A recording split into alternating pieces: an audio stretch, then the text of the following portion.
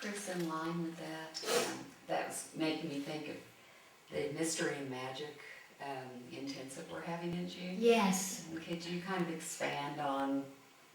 In a way, indeed, I can see the segue that you were thinking of.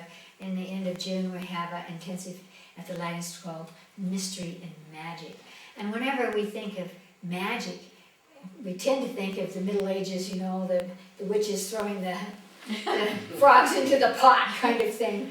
But there was an alchemy that's related to that. So what we're going to be looking for and activating inside our consciousness is the place where we are part of magic, where you may not know how it comes together, but by focusing on it, by touching it, by somehow participating in that alchemy. We participate in alchemy all the time. It's called synergy. It's called being in the right place at the right time. It's called dreaming. It's called focus. Now, there are so many ways that magic exists in this world, and we can be a part of it.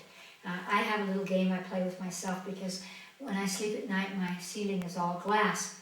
And tonight and last night, the Earth has been passing through a big meteorite storm. And so when I'm laying in bed and I'm thinking about something and I see a shooting star, I always think, pay attention to that, because there's a synergy to it. In the Middle Ages and even before, people saw that. That's how many plants got their scientific name. And they looked like something, and so they were named after what they looked like. And they were said, well, if something looks like a heart, it's going to be good for your heart. Something looks like a bunch of nerve bundles, it's going to be good for your nerves. And in fact, thousands of years later, we've really proved that scientifically, that there is a relationship. So mystery and magic is about wielding the mysteries, being a part of them, opening ourselves to acknowledging, in the same way that calling the rain. That's alchemy, that's magic, that's mystery. How does it happen? It happens because our brain is 90% water. So how do we have intuitive feelings? Because the fluids in our body align to energies. So just imagine calling the rain. It's not that hard. We're full of water. We just magnetize it to ourselves.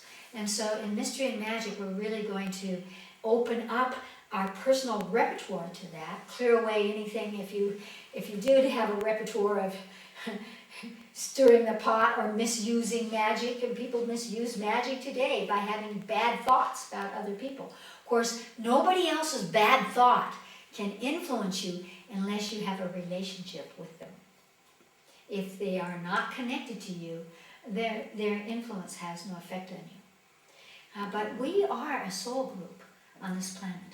My higher self would say there is no one that you see on television that is on the other side of the world that is not somehow linked to you. Now, scientifically, we would say that there's no one further away from you than your 42nd cousin. Now, in a genetic pool, that's nothing. We're only 0.5% different, 0.05% different than the frogs. So we have a very small genetic pool here. We do relate to each other. So the purpose of that intensive is to clear away any feeling that we didn't have the right or blockage of that, and to begin to use that magic and to be part of the mystery. Mystery simply means we may not understand it. It doesn't mean we can't be part of it, and that we need to be part of it. And we need to feel that because it brings us joy. It allows our inner child to play. Children see magic everywhere. Look at that butterfly, or that bird is talking to me. Well, yes, that's mystery and magic. And it nourishes our lives. It makes us smile. It makes us relax. It makes us dream. And the more imaginative that we are, science doesn't really know what triggers imagination, but the more imaginative that we are, the more we attract to ourselves, the more we manifest.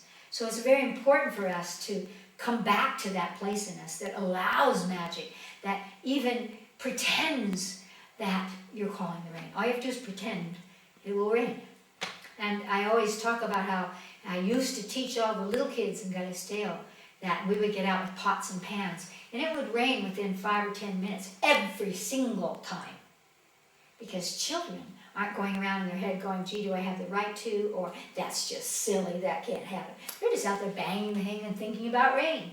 When I do it with adults, it's typically about 3 days. Sometimes it's faster, depending on if you can keep your consciousness on it. So I always suggest write it down on a little piece of paper, rain, in any language, a picture, and carry it around with you to bring your consciousness to it. So mystery and magic is the power of consciousness. It's not the power of manipulation. And so we want to clear away our points of reference to manipulation. That's the problem with shamanism, is that shamanism is attached to magic, and we have to have a new kind of shamanism in the world today that's not about grabbing the spirit of a rock or of a crow or anything else. We can do that. People have done it for thousands of years, but what is the karma connected to that?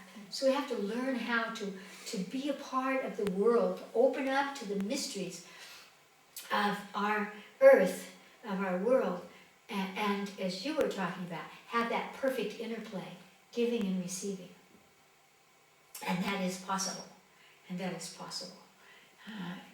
We often will move a hurricane, come right to the edge, and then it'll go out to sea. We don't want to stop the hurricane.